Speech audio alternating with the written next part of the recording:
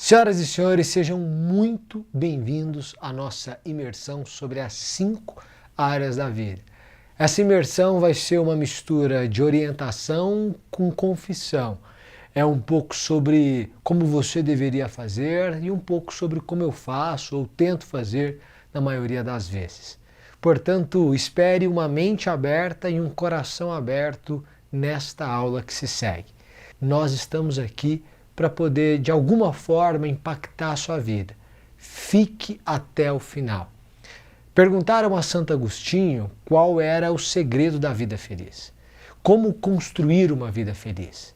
Então Agostinho, este santo que na verdade se converteu com 30 e poucos anos, depois das muitas orações de sua mãe Mônica, que mais tarde seria canonizada e se tornaria Santa Mônica, este filósofo, esse estudioso, este professor de eloquência, vai se debruçar sobre as obras e vai refletir para chegar à seguinte conclusão: a felicidade está na sabedoria.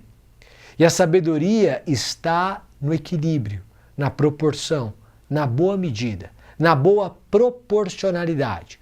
O que ele vai dizer, portanto, é que é preciso cuidar de cada uma das áreas da vida.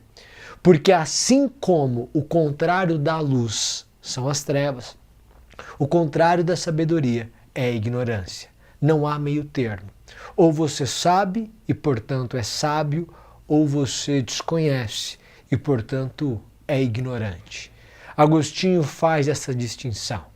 A sua vida é como uma casa, dividida em cômodos. E o fato de um cômodo ter luz ou ser luz não significa que o outro não esteja na escuridão. É isso que Agostinho vai dizer, é isso que Agostinho vai nos ensinar.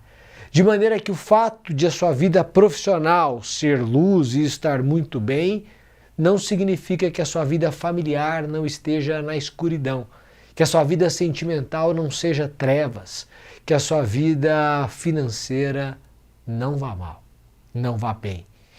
De maneira que é preciso acender as luzes de todos os cômodos para que haja luz na casa inteira. E sim, isso é possível. Porque a sabedoria está aí, nesta boa medida, nesta boa proporcionalidade, em ganhar a vida profissional, em ganhar a vida financeira, mas também em ganhar a vida familiar, a vida sentimental e a vida espiritual. O meu objetivo nesta aula é passar por cada uma das áreas desta vida. O que nós temos aqui é uma imersão. E se é uma imersão, nós estamos falando de profundidade. O raso só interessa aos rasos. Não espere de mim nada menos do que a profundidade teórica e prática no exercício e na reflexão sobre cada uma das áreas da vida. Nós vamos começar com a vida espiritual. E eu começo com a vida espiritual por quê? Porque quem anda na luz enxerga os buracos e os evita. O que eu quero dizer com isso, basicamente, é que se você anda na luz, você consegue evitar problemas porque você consegue enxergá-los. Como diz o salmista, bem-aventurado, portanto feliz, é aquele que medita na palavra de Deus. Não basta lê-la, é preciso meditar. Meditar é refletir, refletir é dobrar-se para dentro, como diz o Cortella. Portanto, é um olhar para dentro. E um olhar para dentro a partir do qual eu consigo extrair sabedoria. Esta é, em última análise, a maiêutica socrática. Eu não respondo a sua pergunta, eu lhe trago uma outra pergunta a partir da sua, para que você responda a si mesmo, reiteradas vezes, até descobrir a resposta que procura dentro de você. Na introdução da obra O Banquete, de Platão, relata Platão que no caminho para a casa de Agáton, Sócrates para, afasta-se de todos, coloca-se sozinho do outro lado da rua e põe-se a refletir. E diz Platão, porque era costume de Sócrates apartar-se de todos, por si só e colocar-se a refletir. É por isso que Sócrates é Sócrates e você é você. Quando no fim da vida Sócrates é sentenciado, vão dizer a ele: ou você para de influenciar os jovens, ou você para com as suas reflexões, ou você para com essa vida reflexiva, ou você morre. E ele vai dizer: não vale a pena viver sem refletir. E, portanto, ele é sentenciado à morte. O mundo que condena Sócrates à morte não é um mundo confiável. Não espere sabedoria do mundo, porque o mundo matou Sócrates. Não espere bondade do mundo, porque o mundo matou Jesus. Nós precisamos ir além do mundo. E essa é a busca da vida espiritual. Eu quero que você passe a refletir.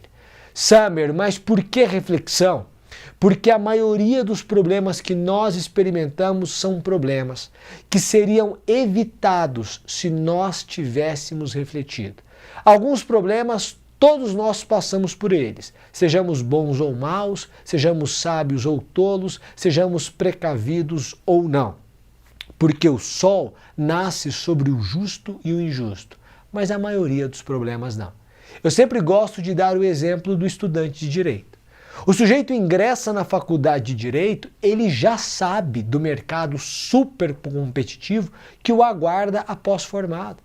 Qualquer pesquisa no Google lhe dirá que há um advogado para cada 164 pessoas no Brasil, aproximadamente. Uma conversa com pessoas recém-formadas lhe trará a seguinte informação: um advogado recém-formado ganhará R$2.000 por mês.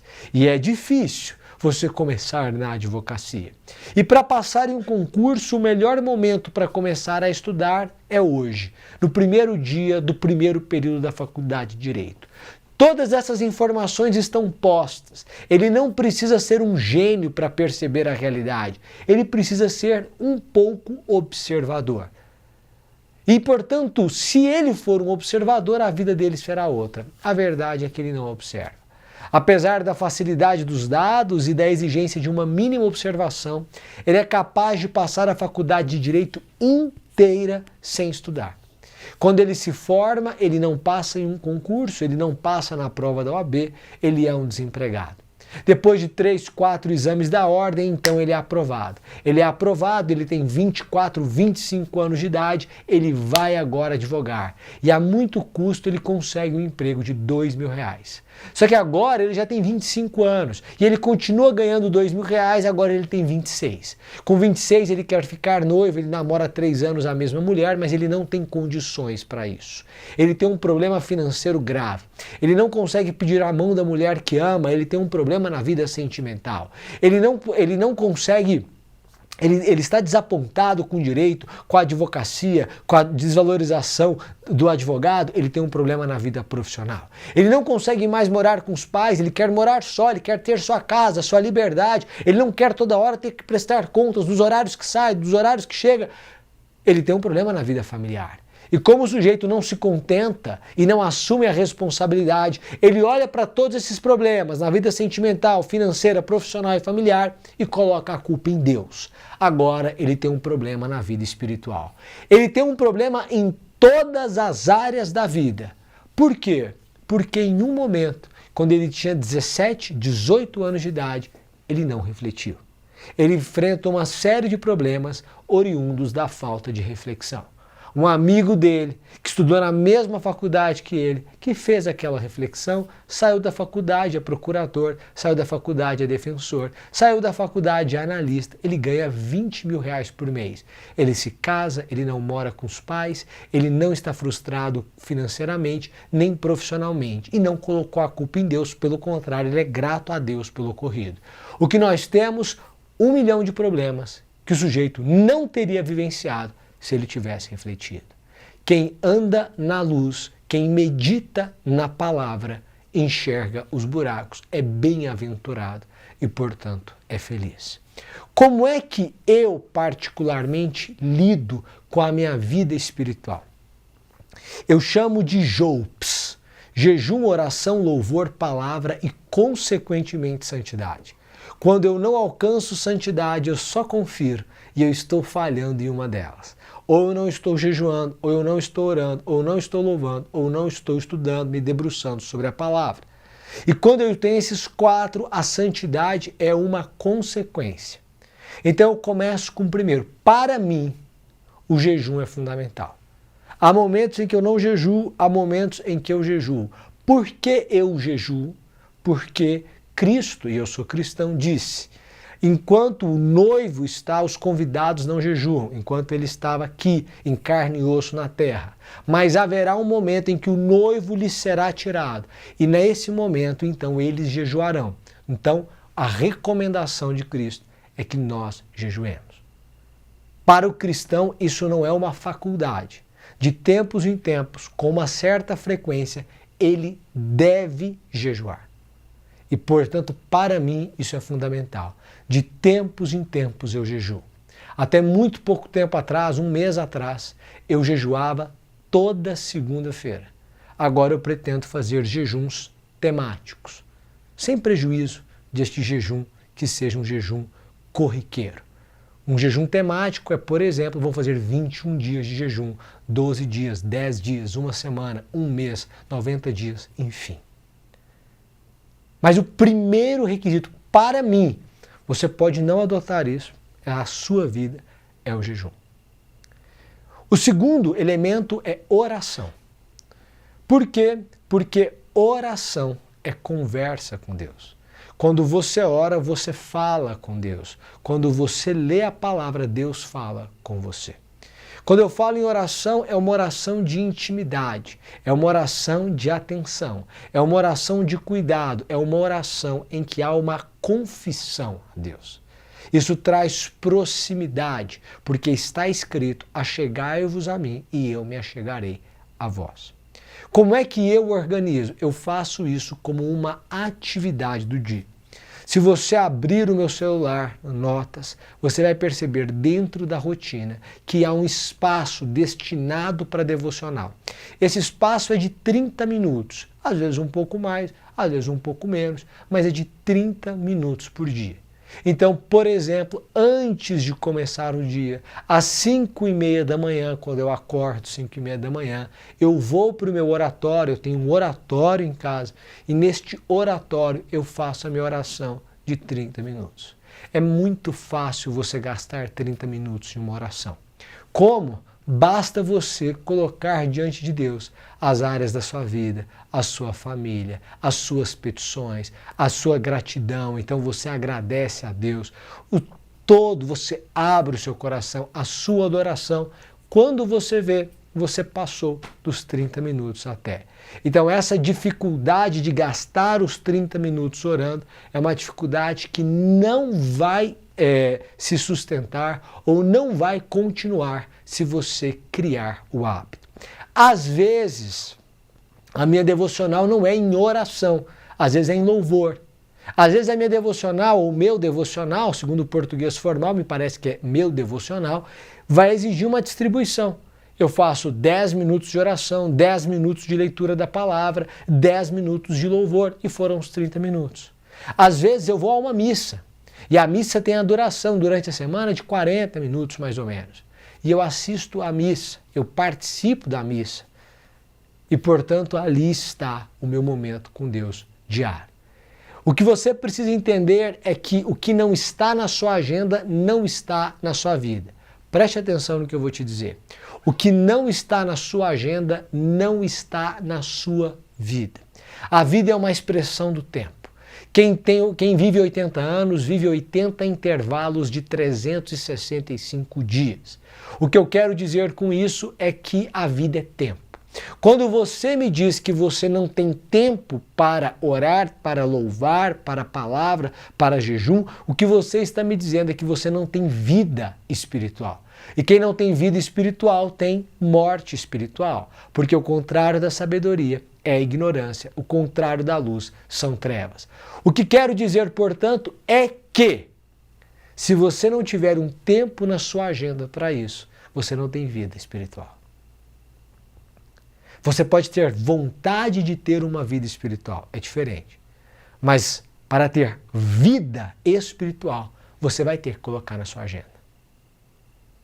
Então, quando eu penso em oração, eu penso neste momento. E aí a gente avança para o louvor. Então, dentro do meu devocional diário de 30 minutos por dia, eu terei tempos de louvor. E aí, o que eu quero dizer a você, eu digo para mim também. No momento em que você louva, é preciso que você preste atenção naquilo que você está dizendo, naquilo que você está cantando. Porque caso contrário, você não louva, você se perde, você está na melodia, você não presta atenção naquilo que está dizendo. Há um determinado trecho em Confissões de Santo Agostinho em que ele pede perdão. Foi a primeira vez que eu vi isso. E eu achei extraordinário porque foi o momento em que eu compreendi a razão disso. Ele pede perdão a Deus por ter ido a uma celebração e ter cantado sem ter prestado atenção na música, na letra. Dele ter se envolvido na melodia e simplesmente não ter prestado atenção nas palavras que proferia.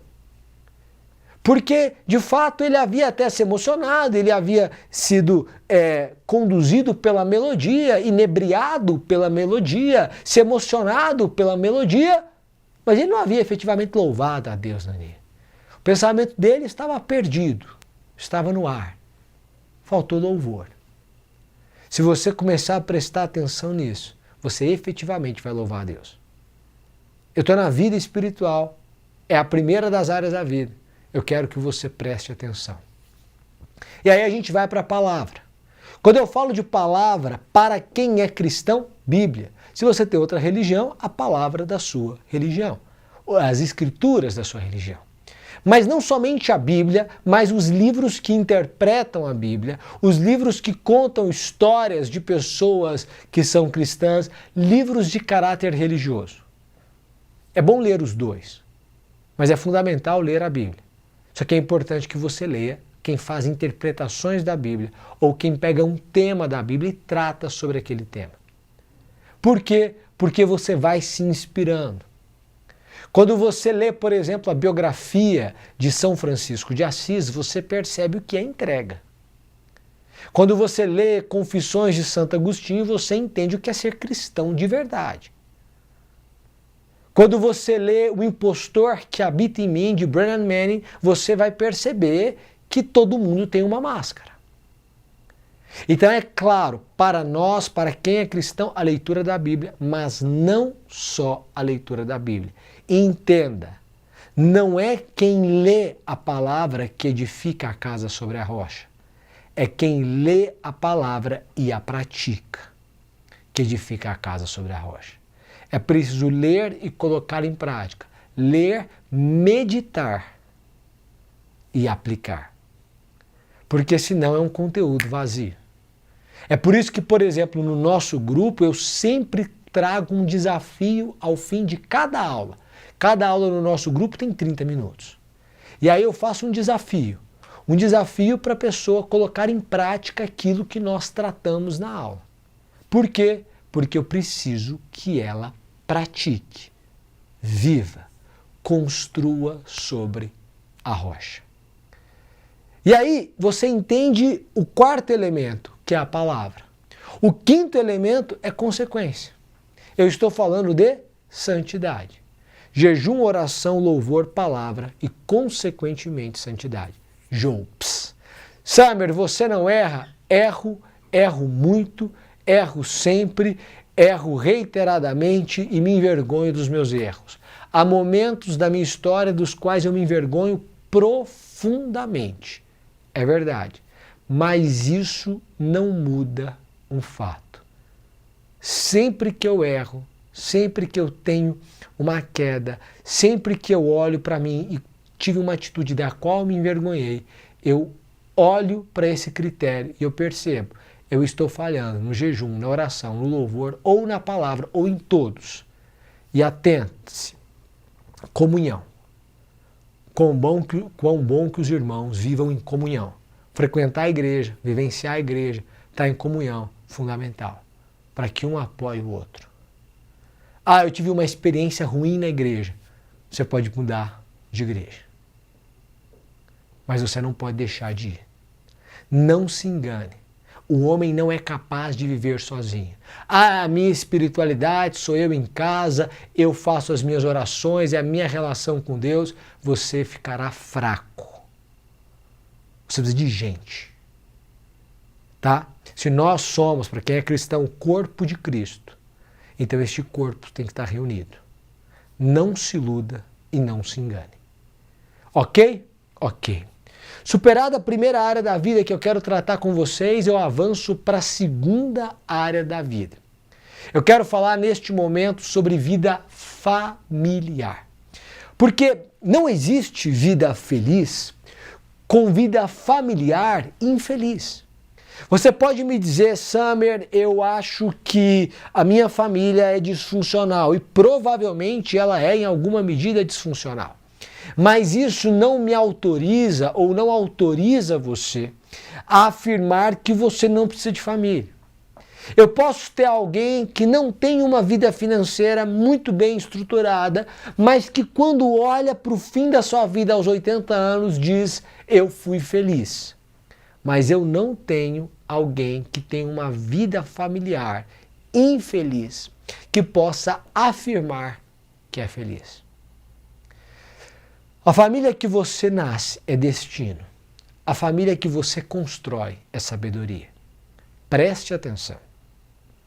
A família em que você nasce é destino. A família que você constrói é sabedoria. Há uma frase de Sartre muitíssimo conhecida. Em determinado momento da vida não importa mais o que fizeram conosco. Importa o que nós faremos com o que fizeram conosco. Philippa Perry escreve uma obra maravilhosa a respeito da qual eu ministro um curso completo, chamada O Livro que Você Gostaria que os Seus Pais Tivessem Lido. Nessa obra, ela explica a relação dos pais com os filhos. Preste atenção, porque ou você é pai ou mãe, ou você vai ser em algum momento da sua vida. Preste atenção. E aqui você consegue entender a relação dos seus pais com você. Preste atenção. A relação entre os pais e os filhos é como a relação do solo com a planta. A depender do solo, a planta nasce, cresce, floresce, frutifica e tem todo o seu potencial explorado. Ela é exuberante. Mas a depender do solo, essa planta não cresce o que deveria crescer. Ela não floresce, ela não frutifica. A depender do solo, ela morre. E assim é a relação dos pais com os filhos. Muito provavelmente a sua relação com o seu pai é uma relação, ou com seus pais, é uma relação que não é 100% funcional. O que isso quer dizer? Quer dizer que, de alguma forma, os seus pais acabaram, sem querer, limitando o seu potencial de crescimento, de florescer, de frutificar. Isso acontece porque os seus pais, de certa forma, reproduziram os traumas que eles receberam da educação dos seus avós.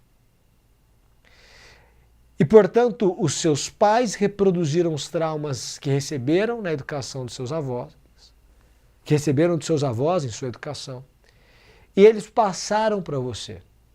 E agora você, sem perceber, está reproduzindo esses traumas na vida do seu filho. É por isso que muitas vezes você chama a atenção do seu filho e aí você diz, gente, eu estou me comportando como meu pai. Eu estou fazendo como a minha mãe. E você, de certa forma, se sente feliz, porque ninguém reputa que a própria educação falhou. Mas é porque você não se lembra do sentimento que você teve quando o seu pai gritou com você, quando você tinha 6 anos de idade, e disse que você era burro, incapaz, que você não tinha condições, que você não pertencia àquilo. Aquilo afetou a sua autoestima de uma forma tão grave que até hoje você se sente menor, incapaz, burro, não pertencente. É por isso que você, aqui Philippa Perry vai dizer, você percebe uma distinção entre pessoas. Porque uma pessoa com a autoestima 100% curada, ela não consegue ver distinção entre pessoas que estão acima ou abaixo dela. Porque ela só consegue ver pessoas. Ela trata o presidente da República e o porteiro do prédio da mesma forma, porque são pessoas, são iguais. Mas uma pessoa com a autoestima abalada, porque teve uma criação de certa forma disfuncional, ela faz essa distinção. Ela pode até tratar o porteiro bem, o garçom bem, o seu subordinado bem. Mas quando ela está diante de alguém com muito poder econômico ou político, essa pessoa se inibe. Ou com muita fama, ela se inibe. Porque ela se percebe abaixo daquela outra. Ela não se percebe como igual. E aí ela perde a naturalidade, aí ela perde a tranquilidade, aí ela perde a autenticidade. Por quê? Porque ela se enxerga abaixo. O que eu quero dizer a você é que, primeiro, é possível curar isso aí. O segundo é que você não pode passar para o seu filho o trauma que você recebeu dos seus pais. Guarde isso. Não passe, não reproduza os traumas que você recebeu dos seus pais na vida dos seus filhos. Philippa Perry vai dizer o seguinte: às vezes, você, diante de uma situação do seu filho, não está reagindo ao presente, mas você está reagindo ao passado. Aquilo aconteceu com você e houve uma reação do seu pai, e quando você vê o seu filho fazendo a mesma coisa que você fez, então você reage da mesma forma. E aquilo é o seu pai, e aquilo é a sua mãe, aquilo é você reagindo ao seu passado. E aí a gente tem essa oportunidade de não reproduzir os traumas da educação que nós recebemos dos nossos pais. É isso que eu quero pedir a você. Eu quero que você interrompa esse ciclo. É por isso que o nome da obra é O Livro que Você Gostaria que os Seus Pais Tivessem Lido. E os seus filhos ficarão gratos por você ler. Eu sei que muitas vezes a família nos decepciona. E quando a família nos decepciona, nós temos a tendência de querer nos isolar. Eu quero me isolar. Eu não quero ter contato com as pessoas. Eu quero me afastar das pessoas. Mas entenda, o isolamento não é a cura. O isolamento não é a solução. O isolamento não é a libertação. Pessoas nos ferem, mas pessoas nos curam. Pessoas nos aprisionam, mas pessoas nos libertam. Nós precisamos de pessoas, porque senão nós sentiremos solidão. A Philippa Perry vai dizer que a solidão é um sentimento. Quando você precisa de comida, você sente fome. Quando você precisa de bebida, você sente sede. Quando você precisa de gente, você sente solidão. E, portanto, a sua solidão não será curada nos livros, ela não será curada nos cursos, ela não será curada em qualquer outra atividade, ela será curada com gente. Em atividades que coloquem você em contato com gente. E então você construindo uma família. Summer, mas você falando em família. Quando você fala em família, eu não tive pai, eu não conheci o meu pai, eu tenho uma mãe, ou eu perdi a minha mãe, agora somos eu e meu irmão, não importa. Família pode ser você e seu irmão, você e seu filho, você e seus filhos, você e seu marido, você e sua esposa, pode ser você e mais uma pessoa. Não importa qual é a sua constituição atual de família. O que eu quero lhe dizer é que este núcleo deve ser um núcleo de amor, de aconselhamento, de orientação, de acolhimento, de apoio, de instrução.